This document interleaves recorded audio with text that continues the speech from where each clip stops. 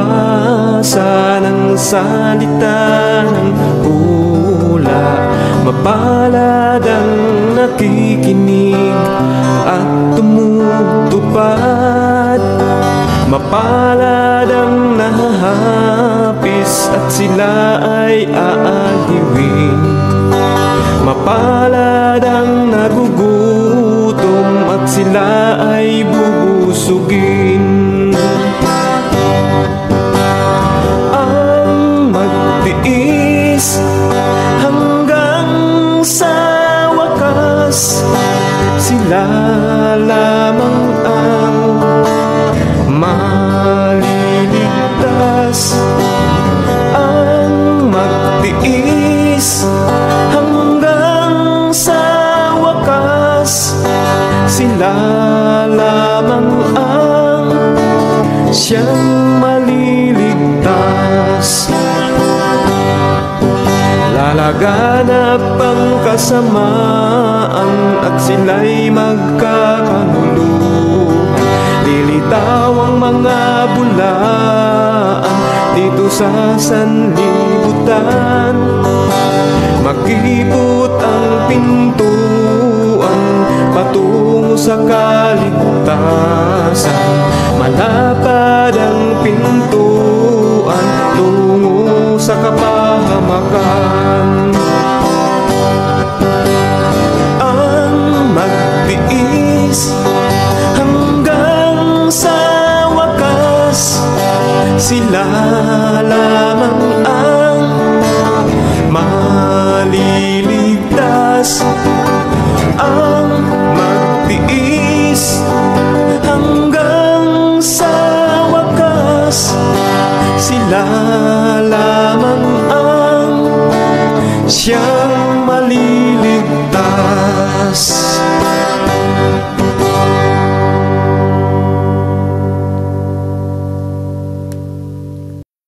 Na-share ko lagi mga sa akong. Hello and welcome sa Russia TV mga kapatid. At meron tayong debate na magaganap ngayon between Seventh-day Adventist mga kapatid at Baptist. Ayan, so ang topic nila ngayon ay patungkol dito sa soul sleep. Ayan, so patutunayan ng ating affirmative na after physical death, matutulog lang ang kaluluwa ng tao at di totoo na pupunta agad sa heaven or hell. Ayan. So again mga kapatid, ang ating topic ay patutunayan ko, which is ang affirmative, na after physical death, matutulog lang ang kaluluwa ng tao at di totoo na mapupunta agad sa heaven or hell. So affirmative natin si Brother Roben ng Seventh-day Adventist at negative naman si Brother Romel ng Baptist mga kapatid. So meron tayong 15 minutes na presentation as a request mga kapatid at 10 minutes na pagtatanong at meron tayong 10 minutes na lang na rebuttal at 7 minutes na cross. Meron tayong 5 minute na final conclusion. So mga kapatid, ang ating rules again, standard rules ito ng Russia TV. Rule number 1, ang lahat ng sagot ay kailangan sagutin ng 20 seconds maximum. Either ito ay close-ended or open-ended question. Kung titigil ang sumasagot ng at least 3 seconds, magsasabi na ang moderator ng next question. Rule number 2 natin, kung close-ended ang question or categorical, kailangan sumagot doon sa pagpipilian muna bago magpaliwanag ng hindi lalampas ng 20 segundo. Rule number 3 natin, kung hindi niya sasagutin ang tanong, magkakaroon siya ng pagkakataong magpaliwanag mga kapatid ng 10 segundo. Rule number 4, sagutin ang tanong na naaayon sa tanong. Rule number 5, sa first stand, doon lang dapat magtanong sa inilatag ng kutunggali at kung tinatanggi niya ay automatic next question. Yan. Sa rebuttal, doon na pwedeng itanong ang lahat. Rule number 6 natin, debater na makakatanggap ng 2 warning sa akin ay may disiplina yan. Ayan. Rule number 7, bawat senaryo ng objection, isang beses lamang maaaring magpaliwanag. Isang objection lang at hindi susundan ng sunod-sunod na objection. Isang clarification lang din every question mga kapatid. At no objection, during final conclusion. Rule number 8, hindi po pinapahintulutan ang mga ataking naglalarawan sa physical na itsura ng ating mga katunggali. Kasama na din dyan yung ating mga pagmumura na nakasanayan mga kapatid. At out of topic, syempre, are not accepted. Rule number 9, no challenge question. Ito yung mga tanong na kung mabasa ko o paano kung mabasa ko ay hindi papayagan na maitanong mga kapatid kahit pa sumang-ayon yung kabilang panig. Rule number 10, ayan. Ito lamang ang iiral na patakaran bilang pagsasaayos ng debating ito. So, sumasang-ayon ba ang ating affirmative sa nabanggit? Yes, sang-ayon ako. Masang-ayon din ba ang ating negative? Yes, ngayon. Okay mga kapatid. Again, this is your host, moderator, streamer mga kapatid, at timer na din. Admin Russia Vista mga kapatid ng Russia TV. At ako po ay isang Catholic Defender mga kapatid. One of the member of the Templar of Truth. So mga kapatid, bago natin simulan ng ating debate, syempre gusto ko muna silang magpakilala mga kapatid. Mga hindi nakakakilala sa dalawang ito. At kung ano din yung inaasahan nila sa kanilang katunggali. So unahin natin ang ating affirmatibo. Pakilala ka kapatid. Yes, good evening po. Maraming salamat Bro Russia. At magandang gabi sa inyong lahat. Ako po si Brother Ruben Nagkilada ng Seventh Day Adventist Church, San Fernando, Pampanga. Sa debating ito ay tatayuan ko na ang tao ay nilalang na walang Excuse bro, parang hindi talaga malinaw. Itutuloy ko lang. Ang tao ay nilalang na walang kasamang kaluluwa. Ngayon ang topic ay patutunayan ng tao pag namatay ay walang kaluluwa na dumidiretso sa langit, sa heaven. Kaya Bro Russia. ng tao ay pag namatay, wait lang bro. Okay. Bro Romel. Wala na talagang kaluluwa.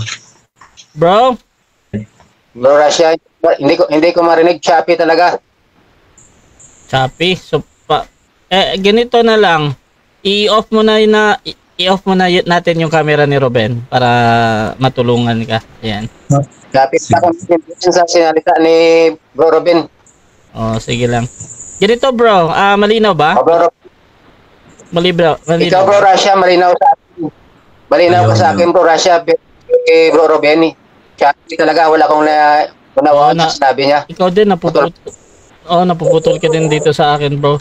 So ganito bro, ito na nga yung sinasabi ko ba na gusto nyong ituloy, ituloy natin kung ganyan yung kondisyon mo. Pero kung ayaw nyo, reschedule natin, okay naman. Anong gagawin natin sa tingin nyo? Pwede bukas, baka mabuti ng bukas yung panahon kasi maambon. Ikaw bro Ruben. Ay halimbawa Bro Romel ngayon naririnig mo ng malinaw yung sinasabi ko. Okay na pero kanina halos lahat ng mga mo ay choppy. Ganyan pala, mas maganda pala yung naka-off ako para Pwede. Pwede na to ganito. Sige, subukan natin. Tuloy natin para Okay. So, tapos nang magpakilala si Brother Ruben mga kapatid. By the way mga kapatid, si Brother Ruben ay isa sa talagang nakikipagdebate mga kapatid dito sa Russia TV. Madami na din siyang debate dito mga kapatid sa iba't ibang debater. At yun, siya yung affirmative sa gabi na ito mga kapatid. Brother Ruben ng Seventh Day Adventist. Dito din mga kapatid sa ating negative. Pakilala ka din bro. Okay, thank you bro. Magandang gabi po sa lahat, sa mga kapatid at sa mga viewers namin. Ito po ay isang friendly debate lamang at pangalawa na po itong pagharap namin ni Bro Robin ng SDA. At ang topic namin ngayon ay tungkol po sa soul sleep na patutunayan ng ating katunggali na matapos mamatay ang tao sa pisikal, ay matutulog lamang ang kaluluwa at hindi totoo na pupunta sa hell or sa impyerno. So maraming salamat po. Sana ay yung Panginoon ang magbigay sa atin ng pagmamahal at heavenly wisdom na ating maunawaan, mag-gets natin yung aral na tama na mula sa salita ng Diyos upang ating ma-apply sa ating mga buhay. Maraming salamat po at God bless. Okay, that is Brother Romel, mga kapatid. Ang tatay yung negative naman, ang tututol sa paksa ngayon, mga kapatid. Siya po ay isang baptist. So, before natin simulan ang ating debate, please share yung ating live streaming ngayon. Mga gustong ganito, sa mga gustong ganito yung ating mga content, mga kapatid, religious debate. At napaka-peaceful naman yung ating pag-uusap, mga kapatid. Ayan. So, I hope, mga kapatid, marami tayong matutunan ngayong gabi at you can comment down your yung pananaw, ayan, kung ano yung mga nangyayari sa debate. So babasahin natin after ng cross-examination. And mga kapatid, so tuloy-tuloy tayo dito, mga kapatid, at simulan na natin ang ating debate. Bibigyan ko ng 15 minutes sa unang pagpapahayag si Brother Ruben sa kanyang pagpapatunay na magbabakasyon ng 1,000 teka, patutunayan ko na after physical death matutulog lang ang kaluluwa ng tao. Di totoo na pupunta agad sa heaven or hell. Mali pala yung thumbnail na nalagay ko. So Brother Ruben, your time start now, bro. Okay, maraming salamat. Tayo po ay naka-off camera ngayon dahil sa signal. Ngayon ay tatalakayin natin yung kaluluwa. Ang topic, patutunayan na ang tao pag namatay ay ang kanyang kaluluwa ay matutulog lang at hindi didiretso sa langit o kung saan man. Ngayon, ano po ba ang kaluluwa? Ito ang ito ang isolve natin. Dahil marami ngayon ang nalilito tungkol sa salitang kaluluwa. Ito po ang pundasyon ng Diyos na ibinigay sa atin para malaman natin kung ano ang kaluluwa. Dito po sa Genesis chapter 2 verse 7. Genesis 2:7. Sabi dito, at nilalang ng Panginoong Diyos ang tao sa alabok ng lupa at hiningahan ang kaniyang mga butas ng ilong ng hininga ng buhay. At ang tao ay naging kaluluwang may buhay. Ayun, ha. Tandaan po natin, pinurma ng Diyos ang tao mula sa alabok ng lupa. Nung mapurma na, hiningahan ng hininga ng buhay na galing sa Diyos. Yung hininga mismo ng Diyos, inihinga sa mga butas ng ilong ng taong pinurma. Nung mahingahan na, pumasok na yung hininga ng Diyos sa butas ng ilong ng tao, ang tao ay naging kaluluwang may buhay. Kapag ang tao ay walang hininga ng buhay, hindi siya matatawag na kaluluwa. Ganito yan, katawang lupa plus hininga ng buhay equals kaluluwang buhay. Ayun. Hindi po sinasabi sa talata na at nilalang Panginoong Diyos ang tao at sinamahan ng kaluluwa. Wala pong ganun. Kaya mali ang pananaw na ang tao pag namatay, mayroong humihiwalay na kaluluwa. Hindi po. Sa totoo po, ang mga hayop ay tinatawag din na kaluluwa. Tingnan natin ang Revelation 16 verse 3. Sabi dito, at ibinuhos ng ikalawa ang kaniyang mangkok sa dagat at naging dugo na gaya ng isang patay at ang bawat kaluluwang may buhay sa makatuwid ay ang nangasa dagat ay nangamatay. Ayun.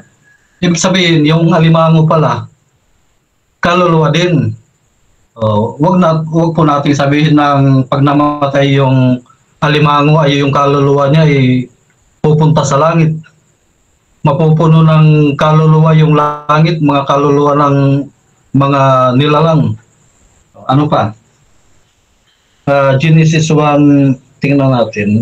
Meron pa dito eh. Pagkatapos ng baha, namatay lahat ng kaluluwang may hininga ng buhay sa kanilang ilong. Tuloy natin. Pag ang tao ba'y namatay, ano po ba ang kanyang kalagayan?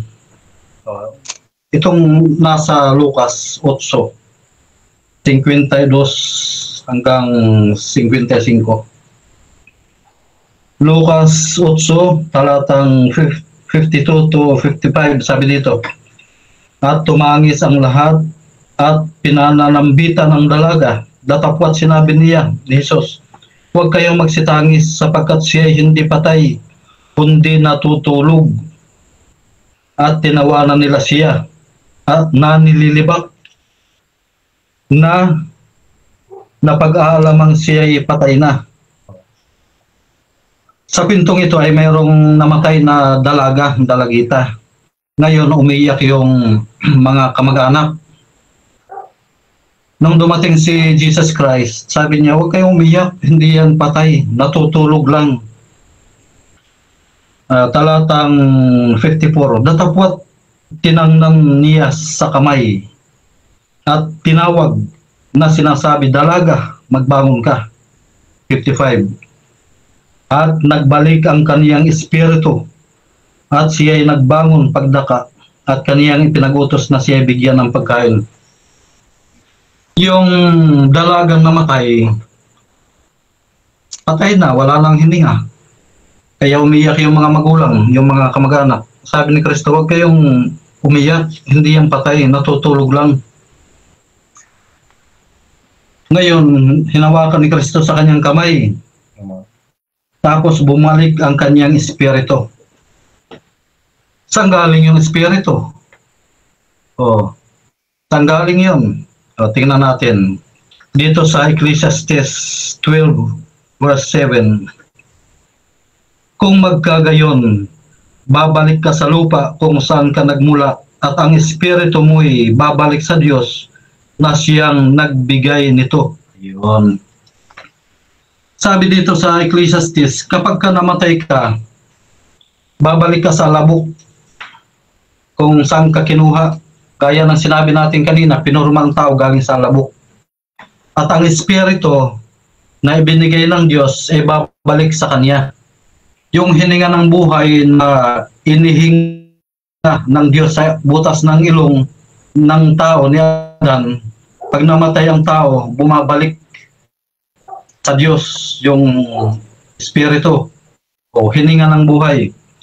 Tingnan natin ang ibang salin. Yung binasa natin kanina ay ang salita ng Diyos, yung pinakamalapit ito sa Greek at sa Hebrew. Ngayon dito sa ibang salin ng Biblia, tingnan natin. Ecclesiastes 12:7. At ang labok ay mauuwi sa lupa gaya ng una, at ang diwa ay mababalik sa Diyos na nagbigay sa Kanya. Yung diwa. Dito naman sa isang salin, espiritu. Espiritu nakalagay. Ngayon, yan palang diwa, yung espiritu, yan yung hininga ng buhay na binabanggit dito sa Genesis 2:7. Ulitin natin. At nilalang ng Panginoong Diyos ang tao sa lubok ng lupa at hiningahan ang kaniyang mga butas ng ilong ng hininga ng buhay. At ang tao ay naging kaluluwang may buhay. Ngayon, nung magkasala si Ibatadan, anong sabi ng Diyos? Anong hatol? Sa labok ka galing, sa labok ka din babalik. Kaya tama yung sinabi dito ni Haring Solomon sa Ecclesiastes na ang tao, pag namatay, babalik sa lupa kung saan siya nagmula. At ang espiritu, ang hininga ng buhay, ay babalik sa Diyos na nagbigay sa Kanya. Kaya tama ang pagkasabi ng Panginoon. Yung dalagita, hindi yan patay, natutulog lang. Sa Lumang Tipan, ay binabanggit din.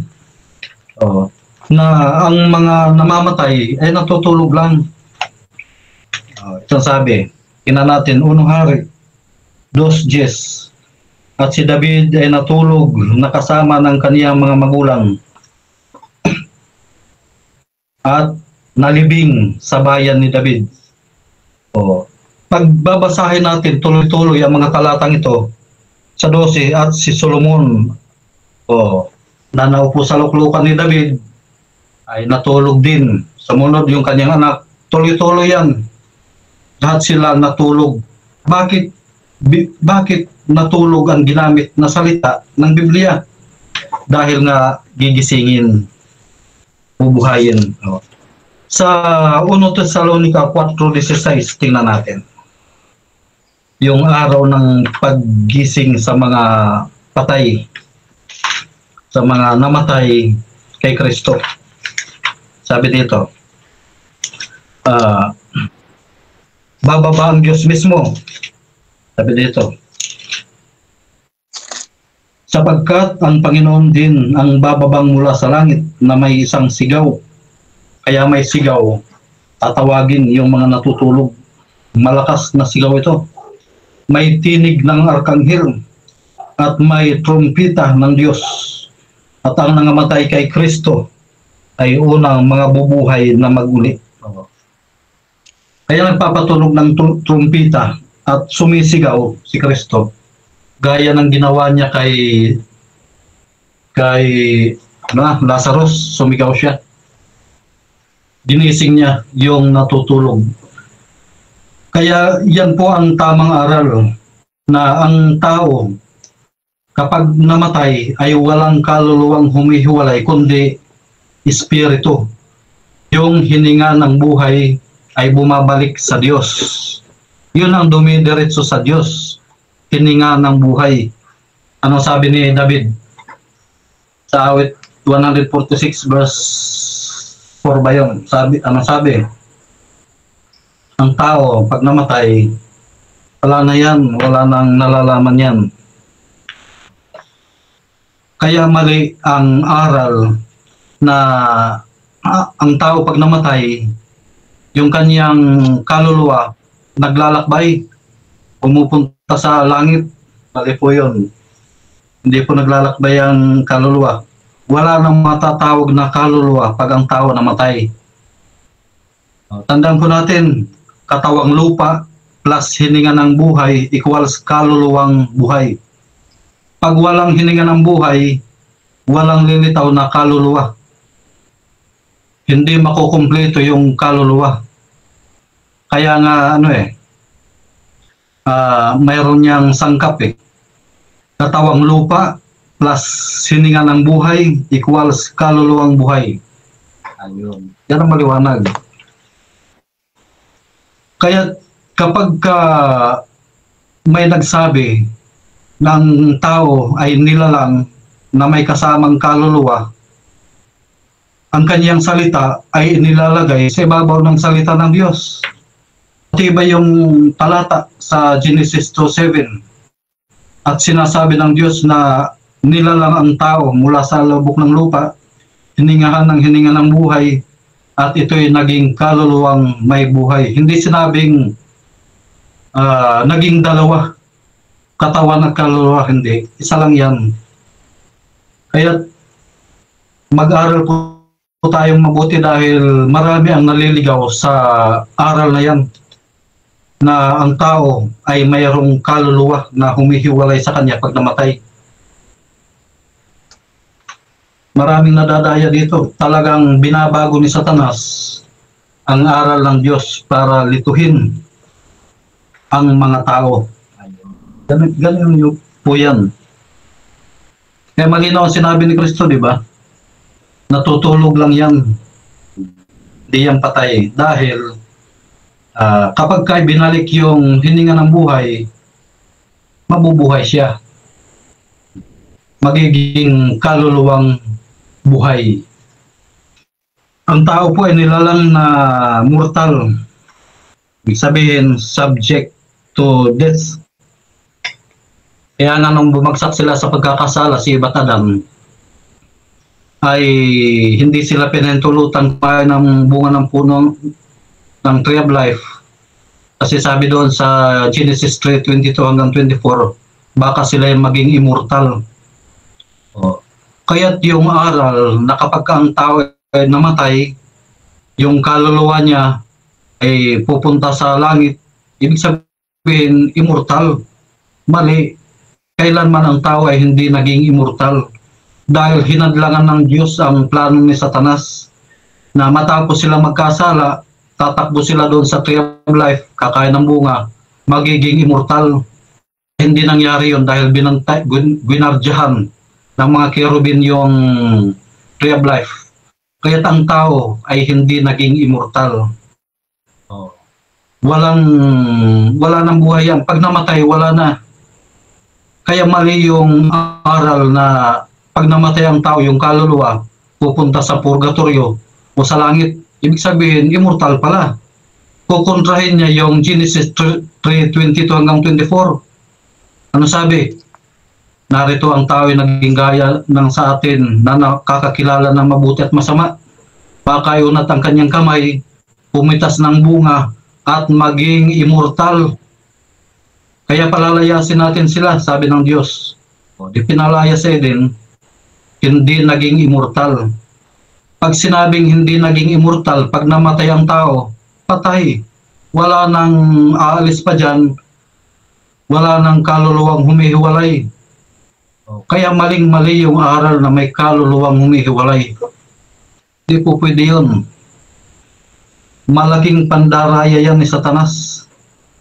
Tingnan nyo, ang daming aral na mali sa ating mga kaibigang Baptist o sa yung kaluluwa. Marami yan, tuloy-tuloy yan. Kaya kung tayo'y magsasaliksik ng kasulatan, talagang mali pala ang doktrina. Thank you.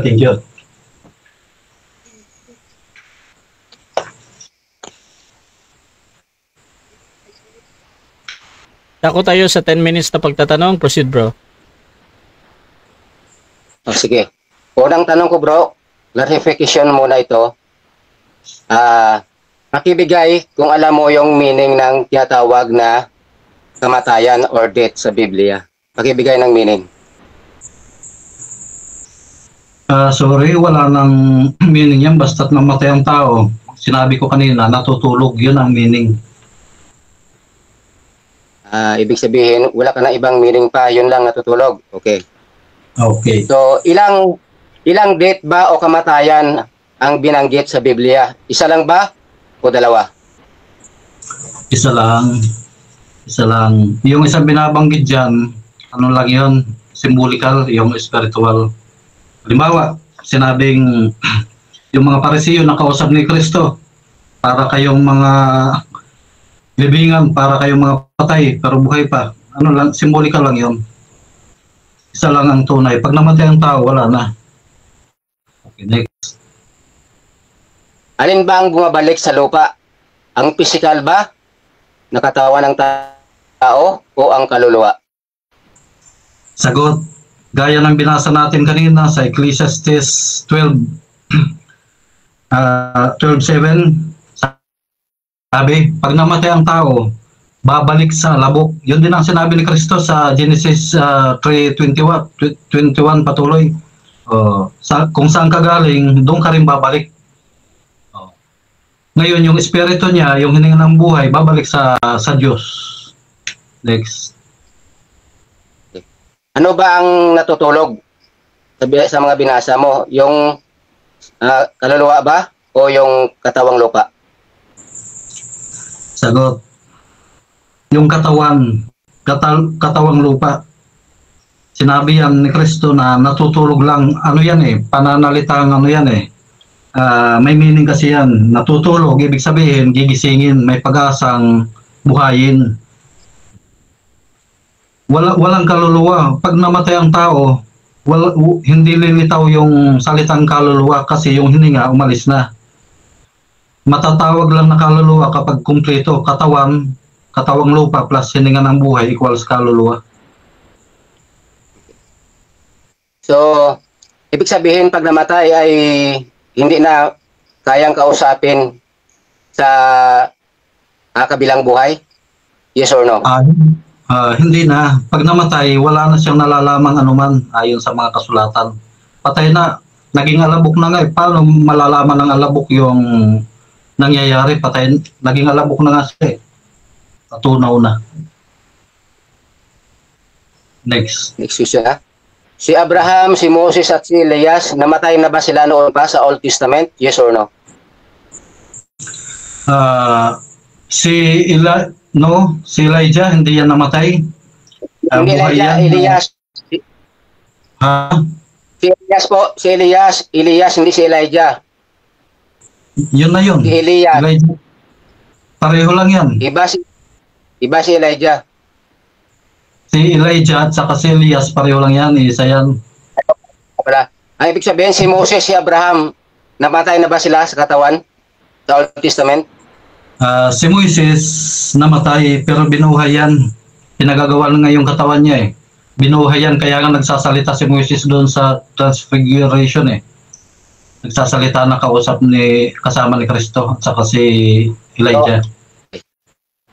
So saan mo makikita o mababasa sa Biblia na binuhay siya body and soul si Moses?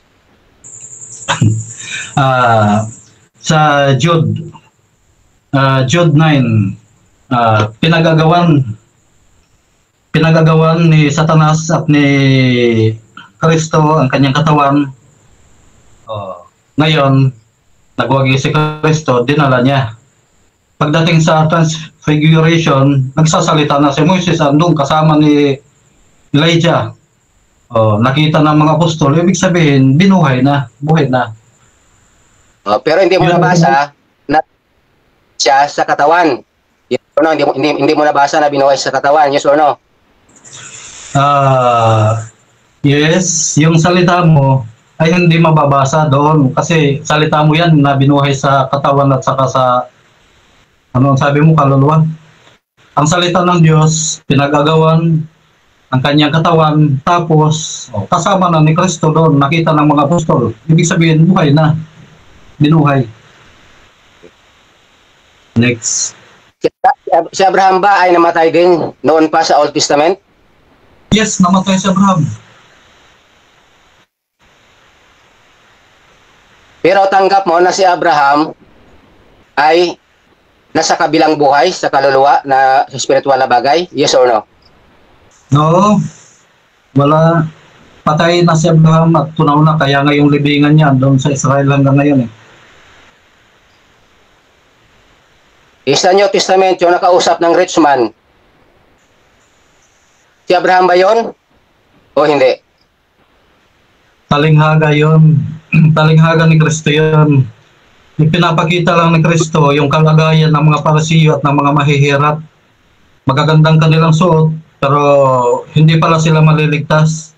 Yung mga mahihirap na mabuti, yun ang mapupunta sa langit. Kasi kung titingnan natin yung talata, nag-uusap yung dalawa, yung Lazarus at saka Abraham, ibig sabihin magkalapit lang pala yung langit at saka impyerno. Sabi nga isasaw-saw yung daliri. Ibig sabihin magkalapit lang pala. Talinghaga yun. Huwag nating yun. Binanggit ba dyan ni Jesus Christ na yan talinghaga o parabol? Binanggit niya ba o hindi? Hindi na sasabihin, ito, parabol ito hindi. Basta si Kristo nagsasalita ng mga talinghaga. Sabi sa, di ba may mga talata tayo dyan.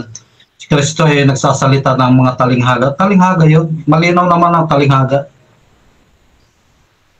Next. Sangayon ka ba na pag nagsalita si Kristo na sa talinghaga, ay sinasabi niya na ito ay parabol o katulad ang kaharian ng langit ng ganito? Sangayon ka ba dyan o hindi? Hindi. Kasi kapag ka bumabanggit si Kristo na ang kaharian ng langit ay katulad ng mustasa, wala siyang sinasabi na parabol ito. Wala. Ngayon, sa bumabasa, malalaman na yun ay parabol pala. Pero may ginamit siya na salita na katulad. Tama ba? Yes or no? May binanggit siyang katulad. Ibig sabihin talinaga. Sa kay Abraham at sa rich man at sa kay Lazarus, may binanggit ba na ang langit o impyerno ay katulad nito? May binanggit ba na katulad o wala? Wala nang binanggit dahil mayroong aral si Kristo na gustong malaman ng mga kausap niya. Kaya nga ang tinutukoy niya doon yung pagiging mapagtangin ng mga Parisiyo, kasi ang mga Parisiyo na mayaman ay ayaw makisalamuha sa mga mahirap. Ngayon, pinapakita ni Kristo yung kalagayan na magandang buhay nyo ngayon, pero pag nagligtas itong mahirap na ito, siya mapupunta sa langit. Ngayon, ginamit yung Abraham dahil binabanggit nga ng mga Parisiyo na tatay namin si Abraham. Kaya ganun yan. Pag parable ba may binabanggit ang Diyos na pangalan? Wala. May binabanggit. Next. Sinabi mo kanina, may nabasa ka, pero hindi ko lang narinig yung buong talata kasi medyo choppy minsan yung audio mo. Hindi ko na kung anong book yon. Sabi mo kanina na si Abraham ay bibinuhay na siya, body and soul. So pero may binasa ka kanina na sa huling araw pa na pagbabalik ng Kristo ay bubuhayin ang mga natutulog, body and soul. So ibig sabihin, sino ba ang nagsasabi ng totoo? Ikaw ba o ang salita ng Diyos sa Biblia? Sagot. Mali ang pagkaintindi mo. Ang binasa ko kanina sa Jude verse 9, hindi si Abraham kundi si Moises. Si Moises ay binuhay yan. Special resurrection tawag dyan. Binuhay siya, hindi siya kasama doon sa 1 Thessalonica 4:16. Kaya nga nagsasalita na si Moises nakita ng mga apostol, ang mga alagad. Ibig sabihin buhay na nakita nila si Moises. Binuhay nga ni Kristo. Next. So ang ibig mong sabihin, ang sabi dito sa Biblia na after mamatay ang tao ay paghuhukom agad. At ikaw ang tama? No. Okay, so dyan nagtatapos mga kapatid ang unang pagtatanong ng ating negative sa affirmative. At syempre dako tayo sa kanyang presentation din ng negative. Brother Romel ng Baptist bilang negatibo, your time start now. Okay, maraming salamat bro. So sa ating katunggali, tinanong ko siya kanina kung makabigay siya ng meaning biblical ng tinatawag na kamatayan. At tinanong ko rin siya kung ilang bang kamatayan na binanggit sa Biblia. Sabi niya, isa lang daw. So, para sa ating mga kaibigan na hindi pa nito nakakaalam, so bigyan ko muna kayo ng konting kaalaman kung ano bang ibig sabihin ng kamatayan. Kahit ang dictionary kasi hindi ito ma-explain. So sa Biblia lang po ito natin malalaman ang tamang meaning, ang explanation ng tinatawag na death sa physical at death sa spiritual. So ang death sa physical po, ang ibig sabihin po nito ay yung separation po ng iyong kaluluwa sa iyong katawan. So yan ang meaning ng death or kamatayan. Ibig sabihin, separation ng kaluluwa mula sa kanyang katawang lupa. So mababasa natin dyan sa James 2:26. Ang sabi dyan ni Santiago na ang katawang walang espiritu ay patay. So yun ang ibig sabihin kanina sa binasa niya sa mga presentasyon niya na nagbigay ng buhay ang Diyos. Tama naman kasi ang Diyos nagbibigay naman ng buhay. Siya nagbigay ng katawang lupa, ng espiritu, ng kaluluwa. So, pero pag wala na ang kaluluwa, ibig sabihin lumabas na sa katawan, nagsipirit ng kaluluwa sa katawan, patay na yan ang katawan. So hindi yan literal na natutulog.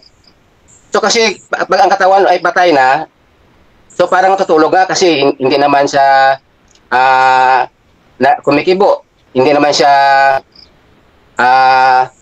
na nagdilat ang mata. Diba? Parang natutulog. Pero hindi yan ang ibig sabihin, literal na natutulog. Ibig sabihin yung katawan lang ang parang natutulog. Pero yung kaluluwa, umalis na dyan sa katawan. Kaya nga ang katawan ay wala nang nararamdaman, wala nang 5 senses. Di ba may 5 senses tayo? Kung tayo ay buhay pa. Nakaramdam tayo ng sakit. Nakakasmell tayo. Nakaramdam tayo ng tamis o maalat, maasim. Nakakarinig tayo. Pero pag ang kaluluwa ay lumabas na sa katawang lupa, ang 5 senses yan ay wala na. Ibig sabihin, kahit i-increment pa yan, sunugin pa yan ang katawang lupa ng tao, hindi na yan makaramdam ng init o sakit. Kasi nahiwalay na po ang kanyang kaluluwa sa kanyang katawan. Yan ang tinatawag na physical death biblically. So sa James 2:26, nasabi ni Santiago na ang katawan, pag wala ng espiritu o wala ng kaluluwa, patay na. So, ibig sabihin, ang patay, wala nang kaluluwa. So, anong binabanggit yan? Ibig sabihin na natutulog lang. Parang natutulog o natutulog. Ang katawan, hindi yung kaluluwa. Kasi ang kaluluwa, hindi yun namamatay. Spiritual na bagay yun. Hindi yan namamatay. Ang namamatay lang yung makikita natin, mga temporaryo lang yun, nakikita. Sabi niyan, diyan sa Biblia, di ba yung mga verse tayo dyan, mga bagay na nakikita ay temporary lamang. Pero mga bagay na hindi nakikita ay hindi nawawala, walang hanggan yon, hanggang eternal life. Sa eternal yon, walang katapusan. So ang katawan, temporaryo lang, katawang lupa. Pero ang kaluluwa ay permanente na ito sa kabilang buhay. So, ano naman ang tinatawag na ikalawang kamatayan o spiritual death? Sabi niya kanina, ito ay parable. Hindi po ito parable. Nabasa natin yan sa Revelation 20 verse 14. Sabi diyan, and death and hell were cast into the lake of fire. And this is the second death. So, ang spiritual pala na kamatayan, panina ang physical death, separation ng kaluluwa sa kanyang katawang lupa. Ito naman yung pinakaiba sa spiritual death, separation pa rin po ito. Pero hindi sa katawan kasi wala siyang katawang lupa eh. Separation po ito mula sa Diyos. Bakit nasipara sa Diyos? Kasi hindi siya nakapunta sa langit.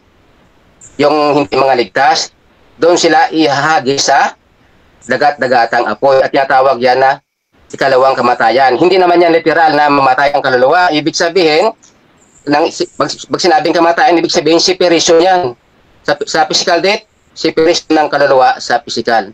Sa spiritual death, separation ng kaluluwa mula sa Diyos. Kung ang tao ay hindi naligtas, yan. Doon sila sa second death sa lake of fire. Pero ang lake of fire ba ay may katapusan ba ang pag-torment sa kanila? Ang pagparusa sa kanila? Namamatay bang kailang kaluluwa? Hindi. Revelation 20 verse 10, sabi dyan, and the devil that deceived them was cast to the lake of fire and brimstone, and the false prophet are, and they shall tormented day and night forever and ever. So napakaklaro po. So hindi po kami yung naligaw, kayo po ang naligaw, Bro Ruben. So sana po may matutunan kayo dito sa meaning pa lang ng physical death at spiritual death. Hindi mo alam kung anong ibig sabihin ng kamatayan. So ang ano mo lang, naunawaan mo lang ay napakasimple lang, literal, natutulog. Kahit nga sa doktor, pag nag-declare ang doktor na pasyente, dito arrival na ito. Pag mag-debate ka pa sa doktor na, Dok, hindi pa yan patay. Buhay pa yan, natutulog lang yan. Tapos, siguro baka sabihin nila na ikaw ay may diferensya na. Kasi pag patay, ibig sabihin, lumabas ng kaluluwa, hindi na yan gumagalaw ang katawan. So, ang katawan, ang ibig sabihin, parang natutulog lang kasi wala ng kaluluwa, wala ng buhay. So, ang ating po katawan ay binubuo po na ito ng tatlong bagay. Ito po yung body, and soul, and spirit. Mababasa po natin yan sa 1 Thessalonians 5:23. So, body and soul, or soul and spirit and body. Na ginamit po dito ang and po na word, ito po ay ginagamit para i-join ang words or group of words sa isang phrase lamang o statement. So more conjunction po ito, ang and na word conjunction. Ibig sabihin, a situation in which two or more things happen at the same time or in the same place. So, ibig sabihin, ang katawan natin, isa lang katawang lupa, pero binubuo po ito ng tatlo. Yung katawang lupa, una. Pangalawa, yung espiritu, yung consciousness natin, yung kakayahan nating makilala yung tama at mali, at tayo ay ma-discern natin yung anumang bagay. At ang soul po, ito po yung ang nakakaramdam. May 5 senses po. So, body, soul, and spirit. Di na kailangan lagyan pa ng word and, body and soul and spirit. Kung ito ay iisang bagay lang. So, kuha niyo ba? So, ang sinabi niya kanina, na ang kaluluwa daw, natutulog lang at si Moses ay binuhay na mag-uli. So, pinunta niya ang sinisyon niya kanina. Dahil sabi niya, pagdating pa ni Kristo, ay bubuhayin mag-uli yung mga namatay doon sa dagat o sa amang lugar na patay ang katawan niya. So, ibabalik yung kaluluwa niya sa kanyang body upang mabuhay mag-uli. Resurrection. Para hatulan yung hindi naligtas sa impyerno, dagat nga po yung mga naligtas, doon na sa langit, pero heavenly body na yun o spiritual body na hindi na yan mamatay. So, si Kristo,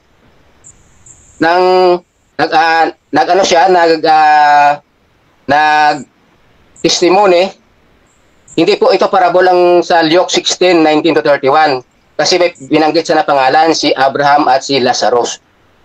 Sa mga parabol niya po, kung pag-aralan nyo lahat ng mga parabol, lahat yan may ginamit siya na katulad nito ang karyaan ng Panginoon, ang Diyos sa langit. Katulad, may word na katulad.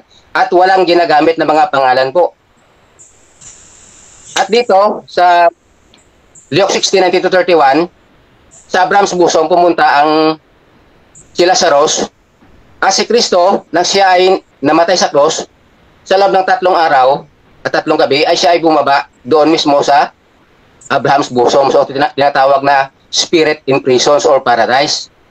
So, sino ba pinuntahan niya doon? Ang mga kaluluwa ba ng tao na namatay na? O ang mga tao, o ang kaluluwa, o ang katawan ng tao sa katawang lupa ang pinuntahan niya? Doon sa spirit in prison. Hindi po, kasi sa pangalan pa lang ng lugar, spirit in prison, ibig sabihin, mga kaluluwa ang nandoon sa paradise. Hindi, wala pa silang katawan kasi hindi pa nakabalik si Kristo. Hindi pa ang oras na buhayin mag-uli body and soul ang tao. So, kaya pumunta si Kristo doon sa spirit in prison. Mababasa natin yan sa 1 Peter 3:19. So, pinangaralan niya hindi po yung mga katawan ng tao na namatay. Kasi yung katawan ng tao nandito lang sa lupa. Yung mga espiritu po ang pinangaralan niya at dinalaya doon sa third heaven, sa heaven sa langit. Mababasa natin yan sa 2 Corinthians 12:2-4. Yung paradise caught up to the third heaven. Dinala na ni Kristo nang siya ay bumalik sa langit. Nang matapos siya ay na-resurrect na buhay mag-uli. So, dinala niya na ang mga kaluluwa na andon sa paradise o sa Abraham's bosom o tinawag na spirit in prison. So, ngayon, wala nang Abraham's bosom kasi si Kristo na ipako na sa cross. Diretso na ang tao sa langit pag namatay. Kasi noon, sabi Kristo, siya ang daan, ang buhay at ang katotohanan, walang tao makapunta sa langit, kundi sa pamagitan niya. So, ang mga tao noon na mga naligtas, hindi nakadiretso sa langit, kaya doon sila nakapunta sa Abraham's bosom o paradise. Nang nakumpleto na, na-fulfilled ang prophecy, si Kristo ay nagbayad na nating kasalanan upang tayo ay makadiretso na sa langit. So, kinuha niya na ang mga espiritu doon sa spirit in prison. So, hindi sila natutulog. Nakakausap sila kasi sabi diyan, nag-test doon si Kristo ng aral. So, ang natutulog po, hindi mo kayang pangaralan yan. Kasi wala na yung malay, sabi mo kanina. Totoo naman yun, ang katawan walang malay. Hindi na nakakaintindi, hindi na nakakarinig kasi sinabi ko kanina, wala na yung 5 senses. Wala na kaluluwa eh. So, ang kaluluwa, andyan. So, pwede siya magsalita, pwede mong makausap. At nakita ni Pedro, nag-usap-usap si Elias at si Moses at si Kristo. So, ganun po, ang hindi alam ng ating katunggali sa SDA na ang kaluluwa ng tao ay iba pala sa katawang lupa. So, sabi dito, sa 1 Thessalonians 5:23, body and soul and spirit. So ganoon din sa Luke 16:19-31. Tama na magkaiba ang kaluluwa sa katawan kasi si Kristo pumunta sa prison, sa spirit in prison sa paradise at nangaral. Walang kaluluwang lupad doon. Mga espiritu, lahat sila. At sila ay ando na ngayon sa langit, dinala na sa third heaven. Dinala ni Kristo kasi tapos na, na-fulfilled na si Kristo ang kabayaran upang tayo ay makapunta sa langit. So kaya, diretso na. Noon, magkatabi pa ang impyerno at ang Abraham's bosom. Kaya nag-uusap-usap pa sila. Nakikita-kita pa pero sa malayo na lang at hindi na pwede makapunta ang sa Abraham's bosom, hindi na makapunta yung impyerno sa Abraham's bosom. So wala nang tsansa na mabigyan pa kahit kunting tubig.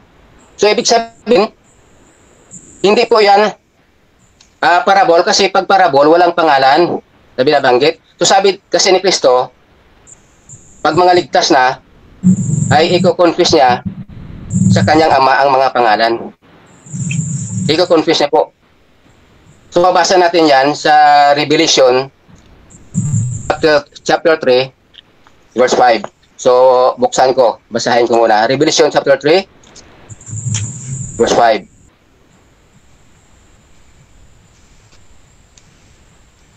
Saglit lang po kasi manamanaw tayo.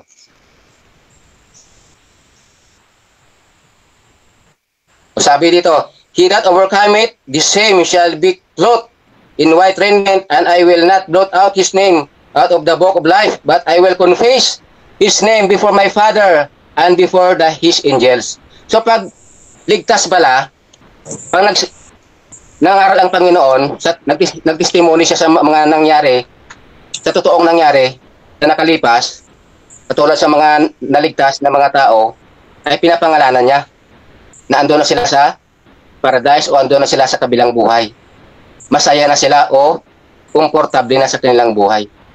Pero yung rich man na nandoon sa impyerno, ay pinangalanan. Kasi sabi ng Panginoon, ang i-confess niya lang dito ay ang mga nag-overcome lang. Ibig sabihin yung mga ligtas, nakatanggap ng ligtasan kay Kristo. Na-overcome na yun nila yung spiritual death, hindi na sila mamatay sa second tawag na second death, sa impyerno. Dahil sila ay pupunta na sa langit, ibig sabihin hindi na hahatulan sa dagat-dagatang apoy. So ganun po kasimple, at ang kailangan na po natin ay unawain na natin yung mga katalata ng mabuti at siyempre dapat hingi tayo ng tawag sa Panginoon at hingi tayo ng wisdom sa Panginoon upang atin maunawaan ito at sa guide ng kanyang mga preacher o mga pastor sa tamang pastor na magbibigay ng tamang wisdom o tamang unawa sa atin. Maraming Okay, so dako tayo sa pagtatanong ng ating affirmative sa negative. Brother Ruben, your time start now. Okay, thank you. Unang tanong, Bro Romel. Ginamit mo ang James 2:26. Tanong, ano ang humihiwalay sa katawang namatay? Espiritu o kaluluwa? Espiritu at ang kaluluwa pareho mahiwalay pag ang tao ay namatay na. Mahiwalay siya sa katawan. Okay. May mababasa ka ba sa ginamit mong talata James 2:26 na ang humihiwalay ay espiritu at kaluluwa? Yes, mababasa sa kanyang diwa kasi sabi dito, ang kaluluwa ay isang spiritual na bagay. Hindi po ito literal na bagay ang kaluluwa. Saan mababasa na ang kaluluwa ay isang spiritual na bagay? Saan? Okay. Maraming talata na ang kaluluwa ay spiritual. Bakit? Hindi ito nakikita. At isa pa, ang spiritual ay hindi ito namamatay. Objection. Moderator. Ano objection, bro? Ang tinatanong ko, saan mababasa na ang kaluluwa ay spiritual na bagay? Yun lang po ang dapat niyang ibigay. Ano daw, bro? Tanong niya patungkol sa chapter and verse sa Bible. Ngayon, meron ka bang counter objection doon, bro? Okay. So, dito mababasa sa binanggit ko kanina sa 1 Thessalonians 5:3. Body and soul and spirit, ibig sabihin, ang body lang po ang literal o ang katawang lupa. Ang soul po at ang spirit ay eternal po ito. Ibig sabihin, spiritual na bagay po ito yung dalawa. Next question. Okay. Ginamit mo ang 1 Thessalonica 5:22 ba o 25? 23. 23. Ngayon, ang tanong, yan ba ay kontra sa Genesis 2:7 na ang katawang lupa plus hininga ng buhay ay naging kaluluwang buhay? Kontra ba yan o hindi? Kategorikal. Hindi kontra. Ang una lang bro, ang kontra. Kasi hindi mo naunawaan na ang ibig sabihin, kaya nga tama naman nga ang katawan o ang kaluluwa na binigyan ng buhay ng Diyos, binigyan niya ng kaluluwa ay kaluluwang buhay. Bakit tinawag na kaluluwang buhay? Kasi may buhay siya sa katawang lupa. Pag namatay na yung katawang lupa, ay wala na siyang kaluluwa. So, tinatawag na siya na patay na sa pisikal. Ayun. Kasasabi mo lang ngayon, malinaw yan. Pag namatay ang tao, wala nang kaluluwa. Bakit kanina sinasabi mo na pag namatay ang tao, may humihiwalay na kaluluwa? Alin ang tama? Pareho, ang unawa mo lang mali. Wala nang kaluluwa sa katawan kasi nagsipirit na nga, lumabas na. Ando na siya sa kabilang lugar, sa spiritual na lugar o sa kabilang buhay. Hindi siya nawawala na hindi nag-i-exist siya. Hindi na siya nag-i-exist doon sa katawang lupa kasi lumabas na nga siya eh. In-explain ko kanina na ang physical death ay separation ng kaluluwa sa kanyang katawan. Next question. Sabi mo kanina, ulitin ko, kasasabi mo lang, pag ang tao namatay, wala nang kaluluwa na mag-i-exist, patay na kasi. Aminin mo ba na nagkamali ka sa sinabi mong yan? Yes or no? No, kasi mali yung sinabi mo at mali yung nawa mo sa sagot ko. Hindi ko sinabi hindi nag-i-exist sa kabilang buhay. Ang sagot ko, wala na ang kaluluwa sa kanyang katawan. Kaya ang katawan hindi na nakakaramdam. Kasi paano sa makaramdam ang kaluluwa? Umalis na sa kanyang katawan. Ando na siya sa kabilang buhay. Okay, ang tanong, may binabanggit ba sa Biblia na kabilang buhay? Pakibigay ang talata. Yes. Pag namatay ang tao, sabi dito, babasahin ko. Okay lang ba? Sige, anong talata? Okay. Ito ang talata sa 2 Corinthians 5:18. Sabi diyan, absent na tayo, sabi diyan ni Apostol Pablo, kung absent na tayo sa ating katawan, ibig sabihin katawang lupa, ay kay Lord. Ibig sabihin, wala ka na sa katawang lupa mo, andun ka na kay Lord sa kabilang buhay. 2 Corinthians 5:8. Okay, ginamit mo ang 1 Corinto 5:18. Ano ang salita dyan? Imagination ba ni Pablo o totoong mangyayari? Anong talata sabi mo, Lachape? Yung ginamit mong talata. 2 Corinto 5:8. Wala akong sinabi na 1 Corinto, 1:18, wala. 2 Corinto 5:18. Yung kababasa mo lang. 2 Corinthians 5:8? Hindi, yung kababasa mo lang ngayon. 2 Corinthians 5:18. 5:8 kasi medyo choppy. So 5:8. So ang sabi dito, hindi po ito vision. Ito po ay totoo. Bakit ito sinabi, itinuro, ipinangaral ni Apostol Pablo? Kasi alam niya ang ibig sabihin ng kamatayan ay absent na dito sa lupa, absent na sa katawang lupa, present na kay Lord. Anong present kay Lord? Yung kaluluwa at ang spirit. Okay. Sa talatang yan, 2 Corinto 5:8, ano ang inaasam nila Pablo? ang maging kagaya ng katawang walang pagkasira. Yes ba? Tama po ba? Ang inaasam nila yung maging katulad ng katawang pagkasira.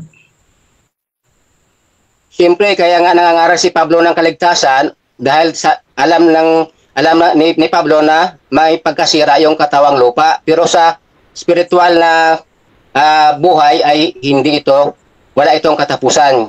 Kaya dapat makatanggap ang tao ng kaligtasan para siya ay makaroon ng buhay na wala hanggan sa langit at hindi sa impyerno. Okay.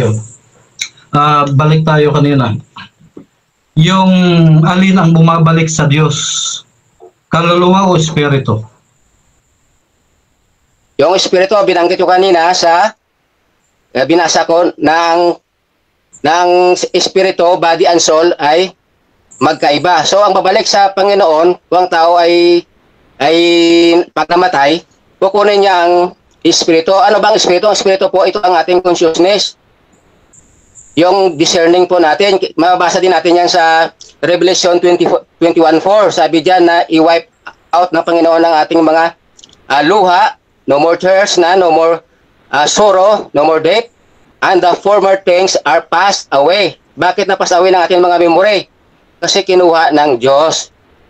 Pero sa mga hindi ligtas, so ibalik sa kanila yan sa final judgment. Okay, ginamit mo ang Revelation 21:3. Sabi diyan, at papahirin ng Diyos ang kanilang mga luha at yung kanilang alaala ay mawawala na. Sabi mo, yan ba ay espiritu, yung alaala? Yes or no? Yes. Sa Revelation 21:4, espiritu ang kinuha ang alaala. Ibig sabihin, kinuha ang espiritu ang alaala. Bakit kukunin niya ang alaala ng mga ligtas, ng mga anak niya? Para kung ikaw ay nasa langit ng iyong kaluluwa, hindi mo na maalala ang mga tao dito sa lupa, ang mga kababayan mo, ang mga pamilya mo, kung saan sila pumunta. Kasi ang promise sa Panginoon ay ikaw ay magiging maligaya na walang hanggang sa langit. Kung hindi kukunin na yung memory, so hindi ka magiging maligaya sa langit kasi hanapin mo ang iyong kaibigan o kapamilya na wala sa langit. Okay, kasasabi mo lang ngayon, nakukunin ng Diyos ang kanilang espiritu. Ibig bang sabihin sa bagong langit at bagong lupa, kukunin ng Diyos yung espiritu ng mga naligtas? At sabi sa Biblia, pag nawala ang espiritu sa tao, patay na siya, mamamatay siya. Ganun ba?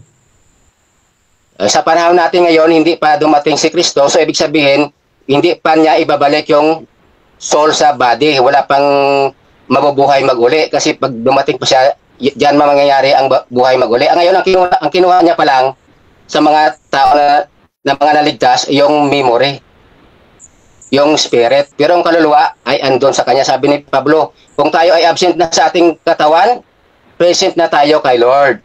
So napakalinaw. Okay.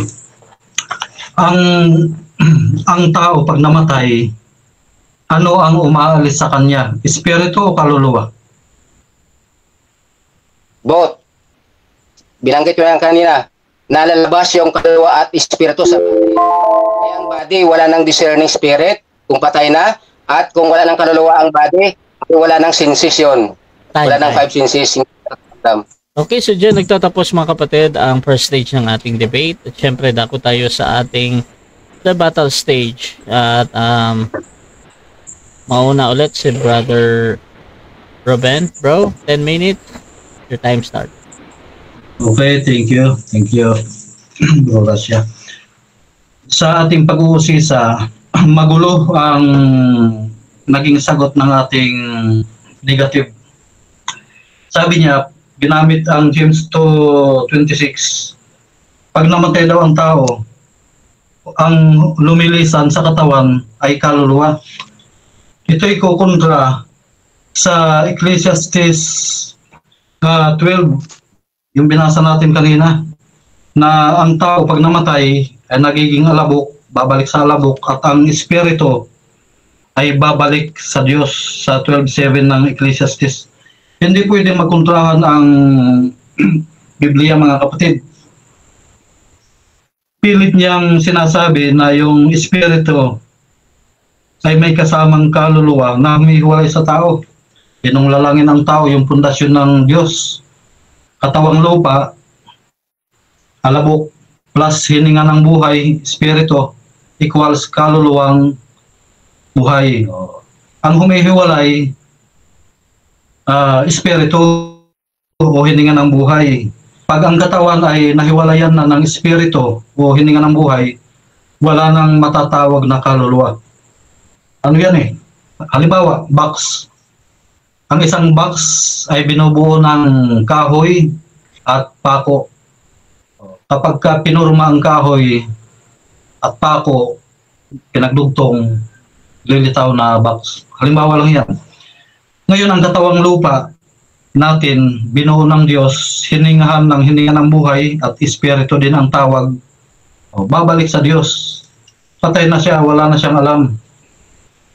Kaya malabo yung yung Revelation 21 verse 4 na sa bagong langit at bagong lupa. Mga ligtas na ito ha. Final na yan. Papahirin ng Diyos ang kanilang mga luha at ang kanilang alaala ay mawawala. Yung alaala ang mawawala. Yung memory ng nakaraan, yun ang mawawala. Ang sinasabi na ating negative, mawawala daw, alisin daw ng Diyos yung espiritu. Di nangamatay silang lahat doon. Kasi ang tao, pag inalisan ng espiritu, mamamatay. Kaya nga yung babae, yung dalagang namatay, sabi sa Lucas 8, 22 at 55, sabi doon, at bumalik ang espiritu o hininga ng buhay. At ang babae ay bumangon sa kanyang pagkakatulog. Kung ganun palang katuruan, di mamamatay lahat ng naligtas kapag ganun ang doktrina na papahirin yung luha, kanilang luha at yung alaala ay mawawala, espiritu daw yun aalisin. Mamamatay lahat yung mga naligtas. Walang tibay na doktrina. Aral na yan, aral ng mga mapanlinlang na espiritu. Ang ginamit niya kanina yung 1 Pedro 3:13 hanggang 20. Si Kristo daw nung mamatay, yung espiritu ni Kristo naglakbay, pumunta sa panahon ni Noe, nangaral daw. Ito ay isang kababalaghang aral ng mga baptist, mga kapatid ng iba pa mga relihiyon. Ano ito doktrina ito ni Satanas na nangaral daw si Kristo sa panahon ni Noe. Kukontra yan sa Hebreo 9 verse 27 at saka 28, sabi dito, at kung paanong itinakdak sa mga tao ang mamatay na minsan at pagkatapos nito ay ang paghuhukom. Yung mga nangamatay sa panahon ni Noe na hindi naligtas, ang kasunod nun, paghuhukom na. Kung sa buhay man siya o sa kamatayan, wala nang second chance dyan. Nangaral si Kristo doon sa doon sa panahon ni Noe. Ba't siya mangangaral doon? Ba't hindi na lang dito sa panahon niya? At saka nangaral siya nung namatay. Hindi. Yan po ay symbolical.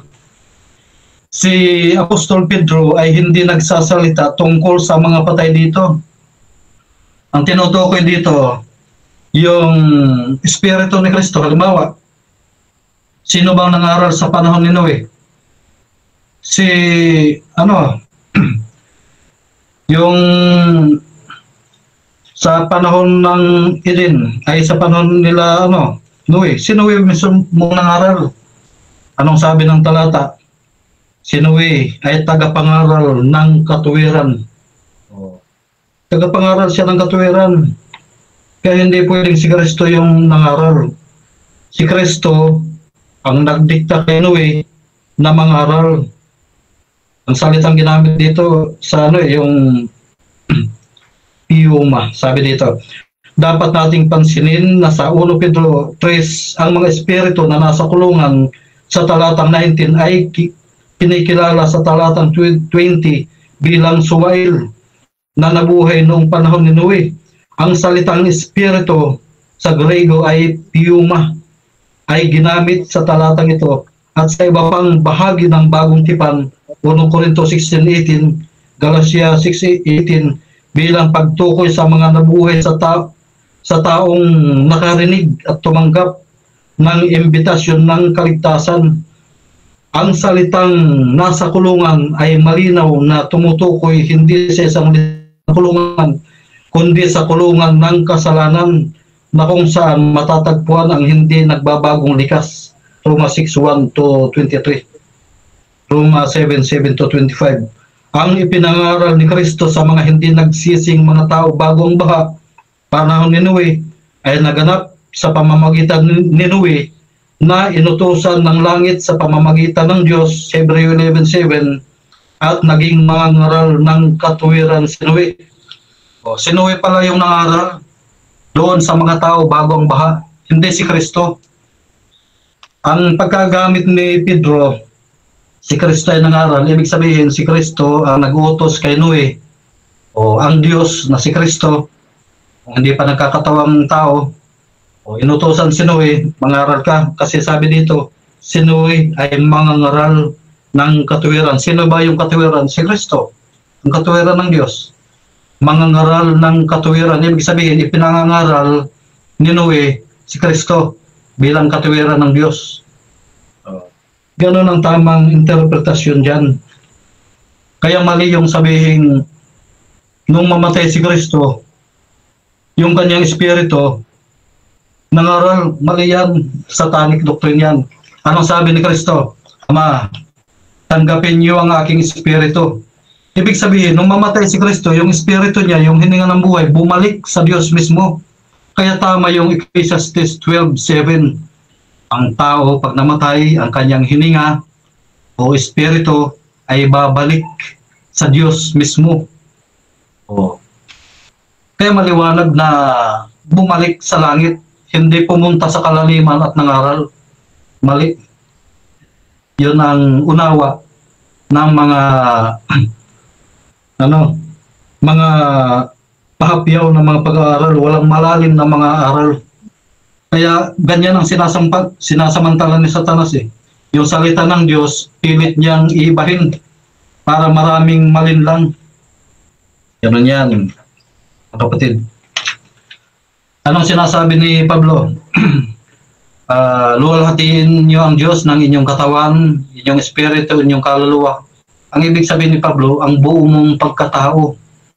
Pag pinagsama ang katawan at ang espiritu, ay nagiging kaluluwa, yung ang kabuuan ng tao, isang kaluluwang buhay.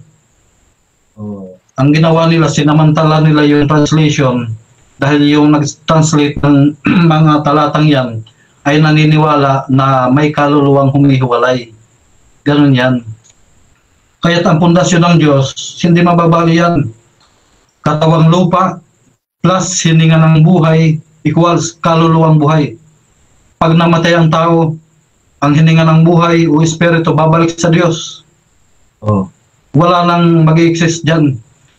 Kailanman ay hindi naging immortal ang tao.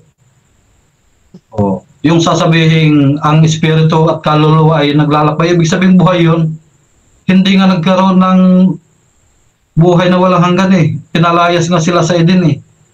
Paano maglalakbay yung espiritu at kaluluwa? Pupunta kay Abraham sa kanyang sinapupunan. Walang ganoon. Hindi nga sila pinayagan na makakain ng punong kahoy na buhay eh. Baka sila maging immortal. Ibig mong sabihin, pag namatay ang tao, yung kaluluwa, espiritu immortal, buhay, walang ganoon. Ang tao kailanman eh, hindi naging immortal. Okay, so dako tayo mga kapatid sa second clause ng ating negative sa affirmative. Brother Romel ng Baptist, your time start. Okay. Ayon sa Hebrews 9:27, after death, the judgment. So, ang ibig sabihin na matapos mamatay ang tao ay maghukom agad. So, tama ba ito o mali? Tama na after na mamatay, paghuhukom, pero yung sinabi mong agad ay mali. Dinugtungan mo eh. Matapos mamatay ang tao ay paghuhukom. Ibig sabihin, na sila, yung nakalista na para sa paghuhukom kung sila sa buhay o kamatayan. Pero wala pang paghukom, darating pa lang. Next. So, ibig sabihin, yung salita dito na after death, the judgment, ibig sabihin, matutulog pala. Hindi judgment. Kaya nga sabi, yes, kaya nga sabi sa Unong Hari, yung binasa natin kanina, at si David ay natulog. Sabihin, nakareserba siya sa paghukom o siya sa langit o sa kamatayan, dagat-dagatang apoy. Natulog silang lahat, sunod-sunod yan, lahat ng mga hari. Natulog. Next question. Nang si Kristo ay ipinako sa cross, kasama niya ang magnanakaw. Parabol ba yun? O hindi? Totoo yun. At yung kanyang pangako, totoo rin. Pero hindi ibig sabihin na naglakbay sila at pumunta agad sa sa paraiso, dahil sabi ni Kristo, ang mabuhay siya, huwag niyo muna akong hawakan, di pa ako nakakapunta sa Ama. Kaya mali yung aral na kagad ay nagpunta sila sa paraiso. Next. Okay, ibig sabihin, against ka sa sinabi ni Kristo nang hiningi ng magnanakaw na Panginoon, isasama mo ako sa iyong kaharian o sa paraiso. Nang sinagot ni Kristo, ngayon din isasama kita sa aking paraiso. Ibig sabihin, mali si Kristo at ikaw ang tama?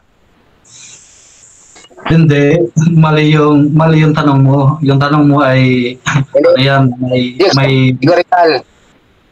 Categorical. Ikaw ba ang tama o si Kristo? Okay. Tama si Kristo. Mali ang unawa mo. Sabi ni Kristo, ngayon din isasama kita. Ang ibig sabihin, ngayon din ay inilagay niya sa isang kondisyon na para siya sa paraiso, para siya sa kaligtasan. Pero sabi ni Kristo, nung siya mabuhay, huwag niyo muna akong hawakan, di pa ako nakakapunta sa Ama. Ibig sabihin, si Kristo hindi pa nagpupunta ng paraiso. Kaya yung pangakong yon na ngayon din ay tama, mali lang ang pagkaunawa ninyo. Next. Ang ibig mong sabihin na si Kristo pala ay nagsisinungaling nang sinagot niya directly ang magnanakaw na ngayon din, ngayon din, isasama kita sa aking paraiso. Ibig sabihin mo ba si Kristo ay nagsisinungaling? Hindi. Yes or no? No, hindi siya nagsisinungaling. Tama ang kanyang sinabi na ngayon din. Pero pagkalipas ng isang araw, namatay siya, Friday, Sabado, nung Linggo, hahawakan sana siya ng mga alagad. Sabi niya, huwag niyo muna akong hawakan. Hindi pa ako nakakapunta doon sa Ama. Saan ba yung paraiso? Di nasama. Hindi pa siya nakakapunta. Kaya maliwanag na yung pangako niya ay totoo na isasama siya. Ibig sabihin, ligtas ka na. Kailan isasama?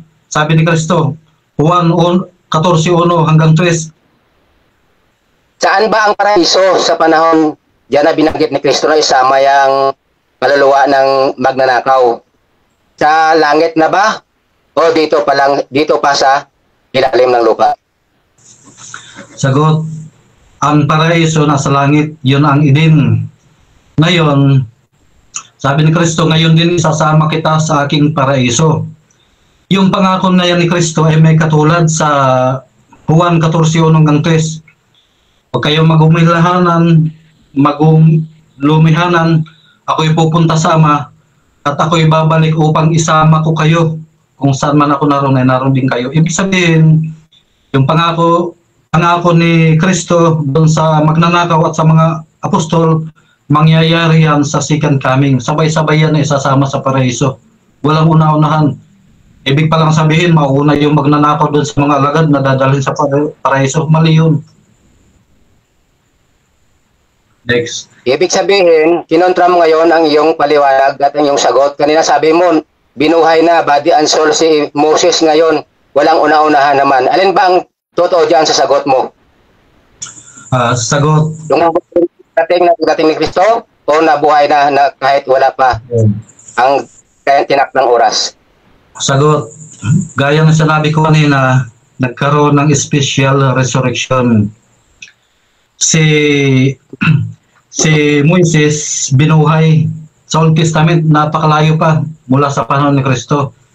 Ngayon sa panahon ni Kristo, sa second coming, bubuhayin yung mga mananampalataya sa Kanya. Si Moises, special resurrection yun. Gustong ipakita ni Kristo sa mga tao na si Kristo magiging representative ng mga namatay na muling binuhay. At si Elijah, representative ng mga mananampalataya na hindi nakatikim ng kamatayan.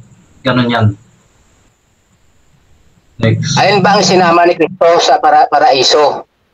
Ang katawang lupa ba ng magnanakaw o ang kaluluwa? Sagot, walang isinama dahil walang salitang kaluluwa na isasama kapag ang tao namatay. Namatay yung hindi man niya binuhay yun Yung magnanakaw, pinangakuan lang. Ngayon din, yung pangako ay nagkaroon sila ng kasunduan na ngayon din, ligtas ka na. Yun ang ibig sabihin ni Kristo. Hindi ibig sabihin ngayon din, sasama kita. Hindi pa nga umakyat si Kristo sa langit Kaya nung nabuhay siya, sabi niya, huwag niyo muna akong hawakan, di pa ako umakyat sa langit. 40 days. Kasama pa niya yung mga apostol. Next. Ang spirit in prison ba o paradise nang nangaral si Kristo nang hindi pa siya nakabalik sa langit? Sa lupa ba yon o sa langit? Sagot, walang paradise dito sa lupa na pupuntahan. Tinutukoy na pupuntahan.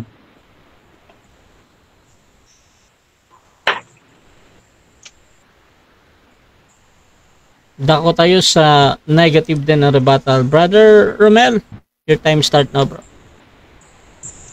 Okay, so maraming salamat bro. So kitang-kita na malabo pa sa madilim na gabi ang aral ng ating katunggali na walang buwan at bituin. Kasi yung mga sagot niya ay kontra-kontra. Sabi niya kanina na si Moses daw ay binuhay na noon pa sa Old Testament. Ipambihira. Hindi mo yan mababasa na si Moses ay kinausap na sa New Testament na siya ay namatay. Tapos kinausap ang kanyang kaluluwa. At binanggit niya naman sa sagot sa cross-examine sa kanya na walang una-unahan daw ang resurrection dahil hindi pa nakasikan kami si Kristo. So hindi pa masasabi natin o hindi pa mangyayari na ang kaluluwa ng tao ay ibalik sa kanyang katawan. At sinabi dito, kita nyo hindi niya masagot ng diretso ang mga tanong ko kasi yung mga mga paliwanag niya at ang aral niya ay galing talaga yon sa Diablo at sa tao kay Ellen G. White. Sabi dito ni Kristo sa magnanakaw, ngayon din isasama kita sa aking paraiso. So ano bang isasama ni Kristo? Ang katawang lupa o ang kanyang kaluluwa? Sabi na kanina, hindi naman binuhay ni Kristo yung magnanakaw. Hindi nga, kasi hindi pa dumating yung pagbubuhay maguli. Sa second coming pa yon. So binanggit dito na dadalhin niya sa paraiso, hindi yung katawang lupa, hindi yung pinangakuan niyang katawang lupa. Ang sinabihan niya, dadalhin niya sa paraiso, yung kaluluwa ng magnanakaw na sumampalataya sa kanya doon mismo sa cross. So, mindang-mindang ang sagot niya at mga paliwanag niya, siya mismo ang kumukontra sa kanyang sarili. So, tama ang mga talata na ibinigay niya, pero mali yung mga unawa niya. Kahit nga sa meaning ng death, hindi niya alam, hindi sa kanina nagbigay kung anong ibig sabihin ng physical death, at hindi niya rin alam na dalawang klase pala binanggit na kamatayan sa Biblia, mayroong physical death at spiritual death. Ibig sabihin ng death, separation. Ang physical death, separation po ito mula sa physical, sa katawang lupa. Yun ang tinatawag na physical death. Ang spiritual death, binanggit ko kanina, ay yung separation mula sa langit sa Diyos. Dahil siya ay pupunta sa dagat-dagatang apoy. Separation, tinatawag na second death. So, ang body and soul and spirit sa 1 Thessalonians 5:23, bakit nilagyan ang bawat isa sa gitna nila may division na salitang and, conjunction. At kinumbine sila sa isang phrase lang or statement. So, ibig sabihin, hindi pwede na ang body ay tawagin mong kaluluwa. hindi rin pwede tawagin mong kaluluwa na espiritu or body kasi iba yung body, iba yung kaluluwa, iba yung espiritu. Yung bumabalik sa Diyos pag namatay ang tao, ang espiritu, consciousness yun. Yung discerning natin. Ma-discern natin yung tama at mali. Pero yung soul, yun ang nakakaramdam, yung may 5 senses. Nasasaktan, nakakarinig. Yan ang soul. Kasi pag ang tao ay namatay na, so ang katawan, wala nang pinta yun. Kasi wala nang kaluluwa, kaya nga ini-increment na lang yan ng mga family kung minsan. Kasi ang kaluluwa wala na dyan eh. Ang kaluluwa ay doon na sa kabilang buhay. Nangatira lang sa kanila yung katawang lupa. So dito mababasa natin, sa Luke chapter 16, 19-31, hindi po ito parabol. Palusot lang yan ng mga kulto po. Palusot yan ng diablo upang linlangin ang tao. Napaklaro po dito na pag si Kristo nagsalita ng parabol, nagbibigay siya po ng kumbaga malalaman natin na parabol kasi may ginagamit siya na katulad nito. Ang karihan ng langit ay katulad nito. Dito sabi dito, there was a certain rich man and there was a certain beggar named Lazarus. At si Abraham nandito pa. Ilang libong taon na ito na nakalipas mula sa Old Testament na namatay si Abraham. So nakausap pa dito ni Lazaro at ng rich man sa kabilang buhay. So dito sa verse 23 sa book of Luke chapter 16, 23, nang namatay dito yung rich man, nasa 22, nang namatay ang rich man, inilibing yung kanyang katawang lupa. Ano ba ang inilibing sa lupa? Yung katawang lupa, ang physical, hindi inilibing kasama yung kanyang kaluluwa. Sinabi dito, inilibing ang kanyang katawang lupa kasama ang kanyang kaluluwa. Wala po. Ang sabi dito, nang namatay ang rich man and was buried, sa 23, and in hell he lift up his eyes and being in torments and set Abraham afar off and Lazarus in his bosom. So nag-separate. Tama ang binigyan natin kanina na meaning sa James 2:26. Ang physical death pala ay separation po ito ng kanyang kaluluwa sa kanyang katawang lupa. So ganoon din dito ang nangyari sa binanggit dito sa Luke chapter 16. Binanggit ni Kristo, siya ay nagtestimony sa nangyari na sa mga nakalipas, sa mga taong sumampalataya at hindi sumampalataya. Baka sinabi niya na may impyerno at may langit, hindi po ito parabol. Ginagamit ito ng diablo at ng mga kampo niya na parabol para ang tao ay linlangin. Na wala palang impyerno, parabol lang yun. Hindi yun totoo. Wala palang kamatayan, hindi yun totoo. So, maliwanag dito na nag-spirit yung katawang lupa niya at ang kanyang kaluluwa. Kasi yung katawang lupa niya, buried, inilibing. And in hell, he lift up his eyes. Yung anong pumunta at nadilat ang mata sa impyerno, yung kaluluwa. Kasi yung katawang lupa, naiwan sa lupa, buried nga eh. Na-buried, inilibing. So napakaklaro dito. So hindi niya ito magigiba yung mga presentasyon natin kasi walang backbone ang aral ng diablo. Hindi yung titindig sa katotohanan sa aral ng ating Panginoong Jesucristo sa Diyos. So ang body and soul and spirit, so hindi niya ito kayang i-reconcile. Ano bang ibig sabihin ng spirit? Ano bang ibig sabihin ng soul? Ano bang ibig sabihin ng body? O ano bang ibig sabihin ng death? Hindi niya kayang ibigay kanina eh. Humingi ako sa kanya ng meaning, hindi niya kayang ibigay. So ganoon din sa dictionary, hindi yan nila ma-explain kasi ang nagsulat sa dictionary hindi naman saved, hindi naman ligtas, walang wisdom spiritually.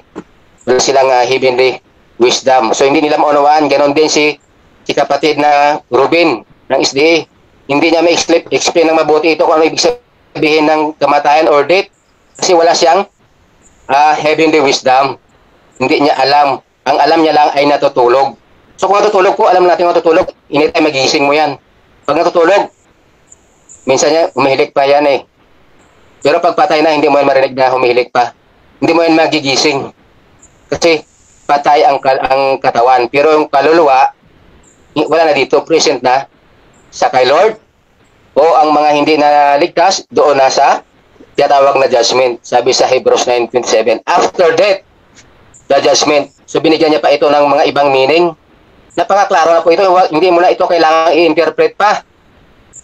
So kailangan binigyan pa ng meaning para matwist yung tamang aral ng Panginoon. Tamang salita na. Unawain mo na lang.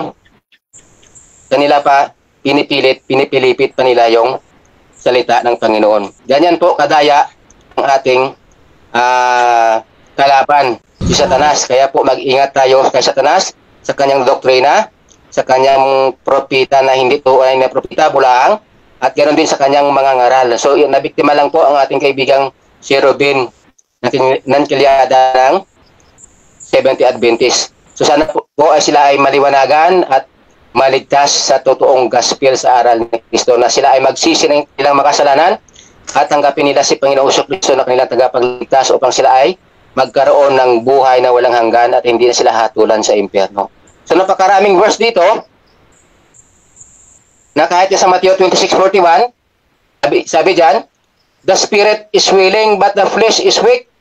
So magkaiba ang spirit, magkaiba ang flesh. Mararamdaman natin yan ngayon na tayo ay buhay pa. Minsan niya gusto mong mag-aral ng Biblia, gusto mong magbasa o gusto mong magsamba. Pero minsan inaantok ka, tinatamad ka, so umabsent ka sa worship nyo. Kasi inaantok yung ang iyong katawan. Pero ang iyong kaluluwa gusto pa sana makikinig ng salita, pero ang katawan ay mahina. So kaya nga iba ang spirit, iba ang flesh, iba ang soul. So hindi niya maunawaan ng tatlong ito, hindi niya mabigyan ng meaning kasi nga una-una hindi niya alam, hindi naman siya ligtas, hindi siya binigyan ng unawa ng salita ng Diyos kasi hindi naman siya magagamit sa salita ng Diyos kasi ang aral niya ay mali. So pag mali, ibig sabihin, ang nakikinig at sumusunod sa kanya ay magiging mali din. So ganoon din sa Colossians chapter 2 verse 5, sabi dyan, kung tayo ay absent na sa ating flesh, present na tayo kay Lord. So napakaraming verse dito. At itong ang spirit in prison, ginawa niya itong parable para lang makalusot sa 1 Peter 3:19. Nangangaral doon si Kristo sa mga espiritu. Bakit kailangan pang sabihin ni Kristo na siya ay nangangaral doon at bumaba siya ng siya ay namatay sa krus? Pumunta ang kanyang espiritu sa spirit in prison. Time. Totoo. Okay mga kapatid, dyan nagtatapos ang debatal ng ating negative. At syempre, dako tayo sa second clause ng ating affirmative. Brother Ruben, your time start now. Okay, thank you. Sabi mo kanina na pag parable, dapat may salitang katulad nito. Ngayon ang tanong, kapag lahat ba ng parable ay dapat may salitang katulad nito? Yes or no? Dalawa po. May katulad nito or in-example or may pangalan. Walang pangalan. Pag may pangalan, hindi po yun parable. Okay. Ngayon, unawa ang mali. Ngayon yung sinabi ni Kristo na pag kayo may pananampalataya ay kaya niyong palipatin yung bundok, parable o hindi? So yan ay, alam naman natin na inalimbawa niya ang ating pananampalataya. Ibig sabihin, ang pananampalataya natin kung ikaw ay faithful sa kanya, nanalig sa kanya. Mr. Moderator, objection. Bro? Ang tanong ko ay categorical. Parable ba yun o hindi? Parable or hindi, Bro Romel? So parable kasi walang pangalan. Proceed. Kasi binanggit ko na kanina ang isang palatandaan, hindi lang sinabi na katulad, may pangalan ang hindi parable. Pero pag parable, walang pangalan na binabanggit. Walang pangalan. Kasi halimbawa lang yun, walang pangalan. Okay, ngayon, yung nasa bosom ni Abraham, yung si Lazarus, yung namatay na mahirap, Parable ba yun o literal? Categorical? Literal yan. Hindi yan parable. Yan ay totoo nangyari kasi si Kristo mismo ang nagkwento, binagyan niya ng pangalan. Si Lazarus at si Abraham. Okay. Sabi sa Biblia, sa Genesis, si Abraham ay namatay at inilibing sa Makpila. Ang tanong, si Lazarus ba ay nandoon din sa libingan ni Abraham sa kanyang sinapupunan? Yes or no? No, kasi hindi naman katawang lupa ang pinag-usapan dito. Nandoon sa Paradise sa Abraham's bosom kasi magkasama na sila doon sa kaluluwa, hindi yon sa physical. Kasi iba namatay sa ibang lugar, kahit sa ibang nasyon ka pa namatay. Pag ang kaluluwa mo at kaluluwa ni Abraham ay pareho na naligtas sa langit, ibig sabihin magkikita-kita kayo doon. Hindi yon basihan kung saan namatay ang iyong katawang lupa. Ang issue po dito ay kaluluwa. Saan mababasa na yung kaluluwa ni Abraham ay pumunta sa langit? Pakibigay ng talata. Okay. So, dito sa 2 Corinthians 12, 2 hanggang 4, so sabi dito ni Kristo na ang paradise ay caught up to the third heaven. So, si Abraham andon sa paradise. So, nang si Kristo ay bumalik sa langit, dinala niya na ang paradise sa langit. Ibig sabihin, si Abraham ay umakyat na sa langit. Wala nang paradise. Dinala na sa langit. 2 Corinthians 12, 2 and 4. Sa binasa mo sa 2 Corinto 12, 2 and 4, and 7, mababasa ba dyan si Abraham? Yes or no? Hindi mabasa ang pangalan niya isa-isa kasi lahat sila nandoon sa Abraham's bosom sa paradise ay caught up into third heaven. Ibig sabihin, caught up ang paradise, kasama sila lahat na nandoon. So, dahil hindi mababasa, guni-guni mo lang yan na nandoon si Abraham. Yes or no? No, ikaw ang guni-guni. Kasi klaro nabasa na si Abraham, nasa Abraham's bosom, ibig sabihin paradise, so caught up into third heaven. So saan ba si Abraham? Nasa paradise dati. So, dinala na ni Kristo sa langit ang paradise, ibig sabihin kasama si Abraham. Hindi yun guni-guni. Nababasa po natin yan word for word. Na caught up into third heaven. Ang paradise. Hinahanapan nga kita kung nasaan dyan si Abraham. Salaysay ito ni Pablo eh. Ngayon, pilit mong ipinapasok si Abraham.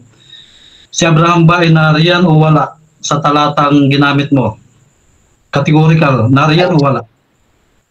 Andyan kasi ang lugar na dinala ng Diyos sa langit, ang lugar mismo na nandoon sila sa Rosa si Abraham sa paradise. So ibig sabihin, lahat sila, si Abraham, si Moses, Elijah, si Lazarus, at mga sinaulang tao na namatay na mga sumampalataya sa Diyos. Yung mga pangalan okay. Yung mga pangalan na sinasabi mo ngayon, mababasa ba sa talatang yan o hindi mababasa? Categorical. Hindi siya mababasa pero ang binanggit diyan na dinala na sa langit ang paradise. So sino ba ang nasa loob ng paradise? Yung mga espiritong namatay sa lupa, yung katawan, yung mga kaluluwa nila, doon sa spirit in prison sa paradise. So ang naipako na si Kristo sa cross, tapos na ang pagbayad niya upang tayo ay makadiretso sa langit. Kaya pinuntahan niya ito agad sa paradise, sa ilalim ng lupa, at dinala into third heaven, sa langit na po. Ang mga binanggit ko na pangalan nasa langit na kasi dinala sila kasama ng paradise. Ngayon sabi mo kanina, ang paradise o ang langit at impyerno magkalapit dati. Sa mababasa yon na magkalapit? Ito ang sabi ko, ang Abraham's bosom sa paradise at impyerno magkalapit, hindi yung ang langit magkalapit. Ang langit nasa taas yun. Yung impyerno dito sa ilalim ng mundo, sa gitna. Isaiah 14 verse 9. Yung Abraham's bosom, magkatabi sila noon kasi hindi pa sila pwede umakyat sa langit kasi nga hindi pa naipako si Kristo sa cross. Sabi ni Kristo sa John 14:6, ako ang daan papuntang langit, walang tao makakakyat sa aking Ama sa langit, kundi sa pamamagitan ko. Okay. Sabi mo ngayon, wala, noong si Kristo ay hindi pa umakyat sa langit, wala pang nakakakyat sa langit. Time na, Okay, so dyan nagtatapos mga kapatid ang ating second clause ng affirmative sa negative. At syempre, dako tayo sa final conclusion. Mauna dito si Brother Romel ng Baptist bilang negatibo na magbabakasyon. Mali Okay. naman yung... Teka bro. Okay mga kapatid, gusto ko lang basahin ulit yung ating topic. Soul sleep mga kapatid. Patutunayan ko na after physical death, matutulog lang ang kaluluwa ng tao at di totoo na pupunta agad sa heaven or hell bilang negatibo. Brother Romel Baklas ng Baptist, your time start. Thank you, bro. So, mga kaibigan, mga kapatid, so kitang-kita natin ngayon na durog ang aral ng ating katunggali. Ang aral ng Diablo ay gusto ng Diablo pasinungalingan ang aral ni Kristo. Ito aral ito ni Kristo, sinabi niya na namatay ang bigar na si Lazaro at namatay din ang rich man, pero ayaw niyang tanggapin, parabol daw. So ibig sabihin ang langit parabol din daw. Hindi yun totoo, ibig sabihin walang langit. Ang impyerno, lake of fire, parabol din daw. So ibig sabihin walang impyerno, walang lake of fire. So ang ibig sabihin ng Diablo, sige, gagawa ka ng krimen, kasalanan, ng gusto mo kasi parabol lang naman ang langit at impyerno. Hindi yun totoo. Napakalinaw na isa itong malaking panlilinlang sa ating mga minamahal na mga kapatid natin. So, maawa po tayo sa kanila kasi sila ay hindi pa nakakaalam ng mga spiritual na bagay. So, sana po ay ating unawain, pakinggan natin at unawain ng buong puso at sundin natin kung ano ang aral ni Kristo, hindi yung aral ng Diablo. Kahit na totoong sinabi ni Kristo o sinabi ng mga apostol, para makalusot lang sila, sasabihin nila, parabol agad. Yan lang lusot nila, wala nang iba, parabol. Kahit nga, anong itanong mo sa kanila, parabol lahat. So, kumakapit sila sa parabol, ibig sabihin ang lahat na nakasulat pala sa Biblia, lahat yan ay parabol. Hindi totoo. Bakit? Yan ang kanilang palusot pag nahuli. Parabol. So, kita nyo ang unawa nila sa, sa isang taong patay sa katawan, natutulog lang, kahit nga bata, tatanungin mo siguro, alam ng bata na pagpatay na ang kaluluwa. Wala na dyan ang pagpatay na yung katawan, wala na dyan ang kaluluwa, umalis na. Nag-separate na sa kanyang katawan. So, ang mabalik sa lupa, totoo naman binanggit na sa Genesis, ang mabalik sa lupa, ang katawang lupa, kasi galing yan sa katawan. Pero yung kaluluwa, hindi yon galing sa lupa, ang katawan lang ang galing sa lupa, ang kaluluwa ay galing yun sa spiritual na bagay, sa Diyos. Kaya hindi yan kasama na ililibing sa lupa. Ganon po dito ang nangyari sa Luke chapter 16. So, ang rich man pumunta sa impyerno being torments. Ang bigar sa Abraham's bosom. So, ano ba Abraham's bosom? Hindi ito binanggit na langit ito. Ibig sabihin, spirit imprisons ito. Or tinatawag na paradise. Yung binanggit ni Kristo sa magnanakaw, ngayon din isasama kita sa aking paraiso. Hindi sinabi ngayon din isasama kita sa langit. Hindi naman sinabi na ngayon din bubuhayin kita, isasama kita pati yung katawang lupa. Hindi. Yun ang hindi nila maunawaan. Malabo raw kasi malabo ang utak nila, hindi sila makakaintindi, hindi sila makaunawa. Napuiso na kasi sila sa aral ng Diablo, sa aral ni Ellen G. White. Simple explanation lang ng death, hindi nila alam eh. Ibig sabihin pala sa separation ito. Pag death, separation. So napakaraming verse, hindi natin maubos ang mga bersikulo na patunay na ang tao pag namatay ay judgment agad. Sa Revelation, sa Hebrews 9:27, after death, the judgment. O parabol daw ito. O future ba daw ito? After death na nga eh. Future pa. Sabi ni Apostol Pablo, kung tayo absent na sa ating katawan, tayo ay present na kay Lord. O sa kanila, ano pa rin ito? Parabol pa rin. Lahat ng sasabihin natin na sila ay matatamaan at madudurog, ang palusot nila parabol agad. So ganyan po ka-wise yung ang kampo ng ating kalaban. So si Satan sabi sa John 8:44, ye are of your father the devil, and the lust of your father you will do. He was a murderer from the beginning. About that in the truth. When he speaketh a lie, he speaketh of his own because he's a liar. And the father of it, liar nga eh. Ibig sabihin, yung tama na nakasulat, sinungalingan nila niyan. Ang totoo gagawin nilang sinungalingan. Ang tama gagawin nilang mali. Yung parabol gagawin nilang hindi parabol. Pero ang hindi parabol gagawin nilang parabol. Ganyan po katuso yung si Satanas.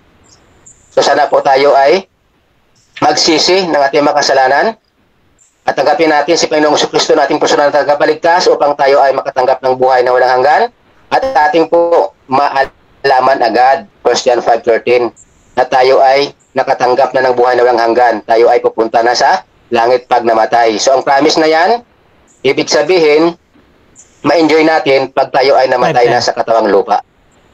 So thank you bro. Okay. Siyempre, dito din tayo sa final conclusion ng ating affirmative. Brother Ruben, 5 minutes bro. Your time start now. Okay, thank you. Yung pundasyon ng tata, yung salita ng Diyos ay pilit niyang tinatakpan ng salita niya mismo o ng aral ng kanilang aral ng mga Baptist. Sabi sa Genesis 2:7, pinurma ang tao mula sa labok ng lupa, hininga ng buhay, at naging kaluluwang buhay. Yun ang kaluluwa, yung buhay.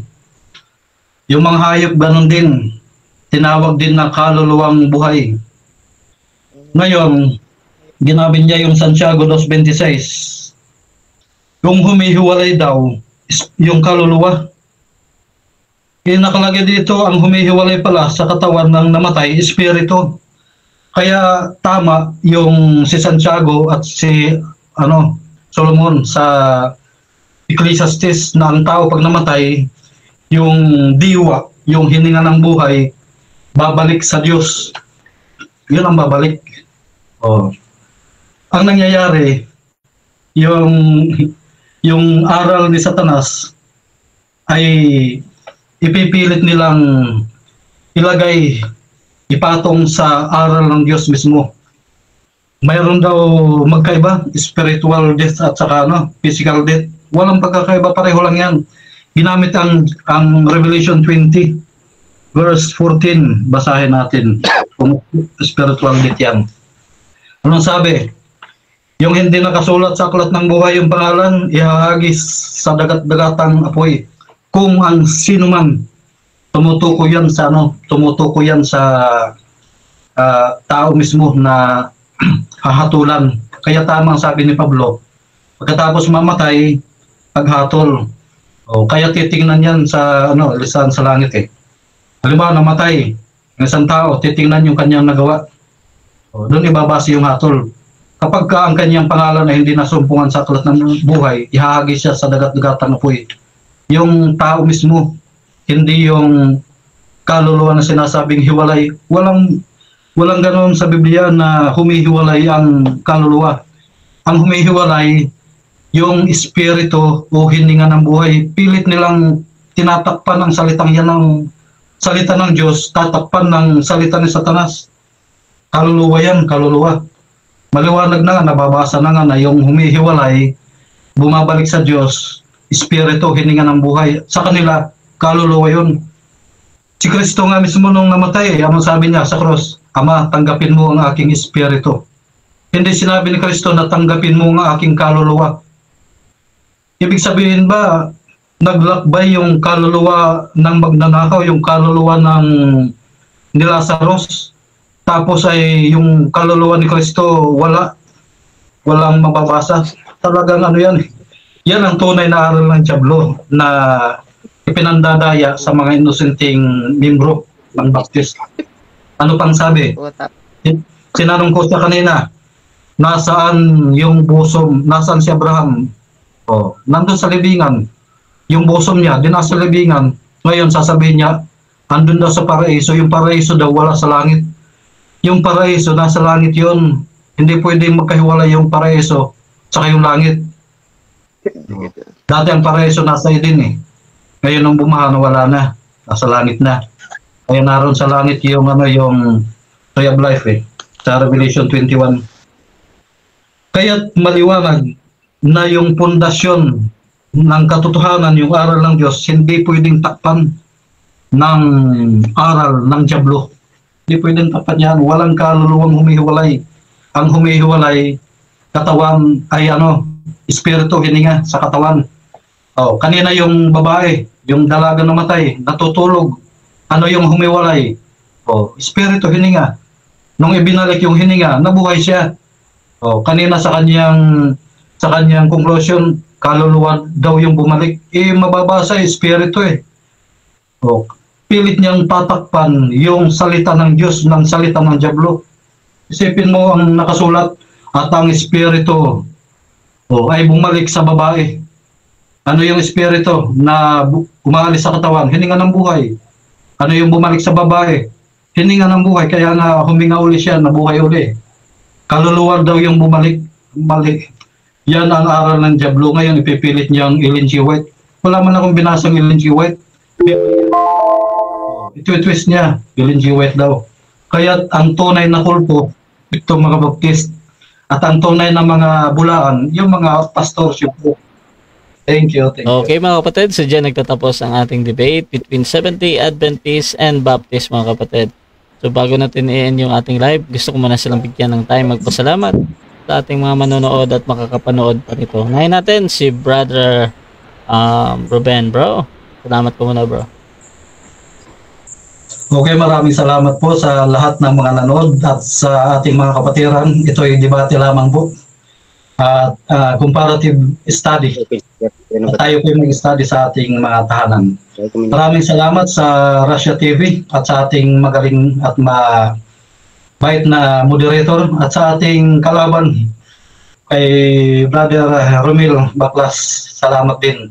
At sa ating mga kaibigan dyan, yung mga best friend natin dyan, sila Norman De Jesus, si Elmer Chavez, yun mga best friend natin dyan, at si Amlon, best friend din natin yan. Magandang gabi sa inyo. At sa ating kapatiran sa Seventh-day Adventist at sa Biblical Ministry, sa ABM, magandang gabi din sa inyo. Mabuhay kayong lahat at ang kalulhatian ng Panginoon ang siyang sa ating lahat. Salamat po. At pasalamat din, Brother Romel. Ruben, sa lahat ng binanggit mo kayo, nag-open cam ka, wala akong may naunawaan, choppy lahat. Pero magandang gabi sa lahat uli. Maraming salamat kay Bro Russia sa patas na pag-moderate. Maraming salamat kay Bro Ruben sa time niya na ibinigay. At maraming salamat sa Panginoong Jesucristo na nagligtas sa ating sa kanya. Maraming salamat sa Diyos dahil kung wala ang Panginoon, wala tayong magagawa. So maraming salamat at sa gabing ito natapos ang ating friendly discussion at sana po ay tayo po ay patuloy na magsihasat ng tinatawag na aral ng Diyos dito sa Biblia. So maraming salamat uli at God bless sa ating lahat. Okay, Russia TV gusto din magpasalamat sa lahat ng sumubaybay dito sa ating debate. At syempre doon sa ating mga nakapalo mga kapatid, kung gusto nyo sumali sa ganitong gawain, pwede ko mag-PM sa akin or maghamon man sa dalawang debatista na nandito si Brother Ruben ng Seventh-day Adventist at Brother Romel ng Baptist mga kapatid. Pwede nyo silang hamunin sa isang debate sa pamamagitan ng pag-PPM sa akin. Ayan, pwede nyo akong gawing mediator sa inyong pag-uusap. Basta sumasang-ayon lang kayo sa lahat ng patakaran dito sa Russia TV. Kasama na din yung kondisyon ng ating mga debater. So, please subscribe yung ating YouTube channel, Russia TV, yung aking Facebook mga kapatid, Russia Vista. Pwede kayong mag-follow dyan. Ayan. At doon din sa aking group mga kapatid, Russia TV. I-search nyo lang yan. At yung ating page din, Russia TV. Meron din tayong TikTok mga kapatid, Russia TV pa din. Pwede nyo i-search yan at paki-follow na lang. Yan. So mga kapatid, dito na nagtatapos. Maraming salamat. This is Admin Russia ng Russia TV and we're out. Mapalad ang bumabasa ng salita ng Mapalad ang nakikinig at tumutupad. Mapalad ang nahahapis at sila ay aaliwin. Mapalad ang nagugutom at sila ay bubusugin.